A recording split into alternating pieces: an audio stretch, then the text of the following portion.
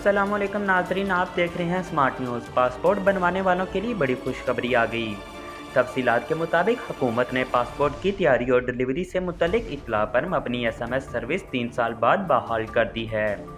इस हवाले से हुकाम का कहना है कि 3 साल बाद पासपोर्ट की तैयारी के अमल पर मबनी तफसीलात SMS सर्विस के ज़रिए दरख्वास्त गुजार के मोबाइल पर मौसूल होंगी।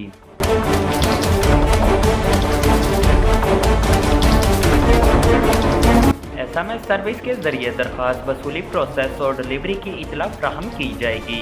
दूसरी जानिब मुल्क भर के तमाम पासपोर्ट दफ्तर में दरख्वास्त गुजारों को टोकन इज्जा का वक्त भी मुकर्रर कर दिया जाएगा, जिसके मुताबिक टीटा जुमरात सुबह 8 ता 1 बजे जबकि जुम्मे को 12 बजे तक टोकन जारी किए जाएंगे।